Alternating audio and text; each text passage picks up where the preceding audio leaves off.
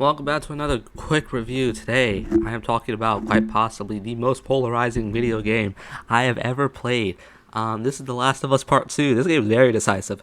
By the way, spoiler warning, because this hasn't been adapted yet. It's going to get adapted, but this hasn't get adapted yet. And I cannot wait for the internet when this gets adapted into live action. I cannot wait for the people that don't know to understand what this game is and see what happens. Because this would be so funny, but to see 2020 all over again. I wasn't a fan of Last of Us back in 2020, but I saw everything that happened. I was like, good God, this is hilarious. Um, yeah. So spoiler warning if you don't know what's going on. But yeah, Last of Us Part Two, or if you don't care, but Last of Us Part Two is definitely a game that is very decisive, and for all the right reasons it is. Whether it be what happens to Joel in the first like 2 or 3 hours of the game, or Abby and her. I think for the most part the game is really really good. I think this is better than part one. And the reason why is because I like the themes that they explored here more.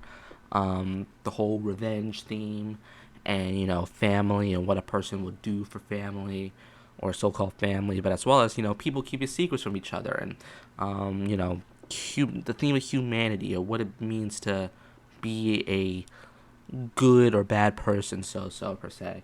I loved all of that and kind of took inspiration for that when it comes to writing my own stories. It kind of touched me in a really big way. But no. Ellie's arc throughout this entire game is so sad. And the same thing with Abby's. Because I'll touch on that a bit, but specifically Ellie, with what she has to go through, all the flashbacks, and of course, what happens to Joel and looking for Tommy, and everything with Dina and Jesse, and then all the flashbacks of her bonding with Joel, but as well as her figuring out what Joel did at the end of part one was so heartbreaking. It was so good at the same time, and I really enjoyed it. And then moving on to Abby, despite what Abby did, right? I still like Abby. It's like I still like Abby to a certain extent. She's by far just not my favorite character. Abby has done a lot of things that I myself can't forgive. All things considering, but for the most part, I could see why people hated Abby. I think the reason why Abby is there because they wanted a character for people to hate, but also a character for people to understand. One of the things that I do when it comes to this game, if I'm comparing it to something, unironically, I compare it to Attack on Titan, where Attack on Titan has characters that do objectively bad things, but are sympathetic. You can understand why they did it. Like Gabi, for example. I'm not going to spoil Attack on Titan just in case you haven't watched season 4, even though this specific thing I'm about to talk about has been out for freaking 2 years at this point. So if you're late, then oh well. But if you're late, you should probably get on that. But no, Gabi does a thing in episode 8 of the final season that kind of shook the internet. I got spoiled on this, but it kind of shook everybody. And I was like, oh yeah, I hate Gabi, but you have to understand is that I understand because you have people attacking her home where she grew up. She's been brainwashed because she doesn't know what's going on. Everybody in the world thinks the people of Parody are freaking demons. So she doesn't know what's going on. It's just how she was raised. You see people attacking her home. Of course, you're gonna want to take revenge on somebody. It's the same thing with Abby. Abby had that entire thing at the end of part one with Joel rampaging through the hospital. Abby was affected. A lot of the people that joined the Wolves were affected, and of course, a freaking course, you want to get revenge, and it makes so much sense. But and that's like I understand why people can hate the character as much as they do. It's like I like her, but at the same time I don't like her. It's kind of a weird thing, right? As well as at like as you go on, you see kind of everything around Abby's life crumble because of Ellie.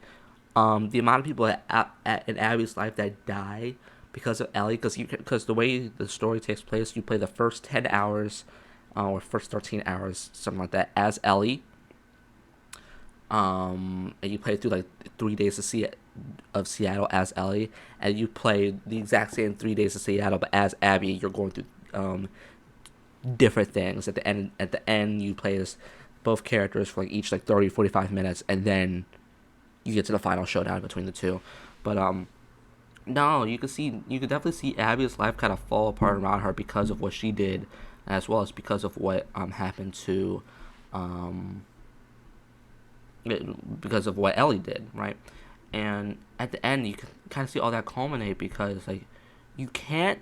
Like, no matter what, these are still humans. At the end of the day, you still like at the end of the day, if you take somebody from somebody else, you're still gonna feel bad. Like it's not gonna help. You're still gonna feel bad about what you did because you could definitely tell at the end, Abby has lost everything except Lev. That's not a topic I'm gonna touch on because that's another long topic for another day. But except for Lev, Abby has lost pretty much everything, and so that I can understand why like Abby just did not want to fight Ellie, and why you see like it's kind of a thing of like why Ellie didn't kill her because of Lev, right?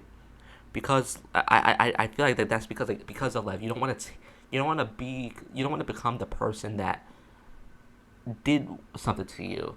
You know, I don't think Ellie wanted to actively become Abby in that situation where Ellie takes Abby away from Lev, right? And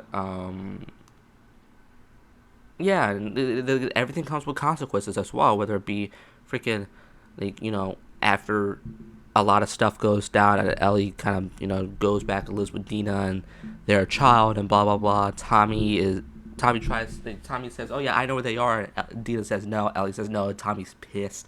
Or whether it be when Ellie does eventually make up her mind and goes after Abby for the second time.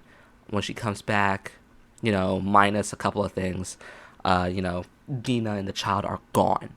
They're just gone, and it's like so many things about this game that I think is really really good. 10 out of 10. Once again, gameplay wise, same thing I said about Last of Us Part One. Not for me, but I love that it like for me. This game especially was like less about like there was like less stealth elements and more action elements. Like, cause I suck at stealth. Notoriously, I suck at stealth. Less stealth elements, more action elements that I really loved. Also, the Rat King is horrifying, and I don't like it. I don't like that my friends didn't warn me about the game before going in. This game is a 10 out of 10. I couldn't put my I couldn't put it down. Like I wanted to play it every single day that I had it. And I did. I got through it in about a week. But yeah. That's the quick review. It's actually getting to a kind of longer review, so I'm kind of trying to wrap it up quickly. See you next time. Bye.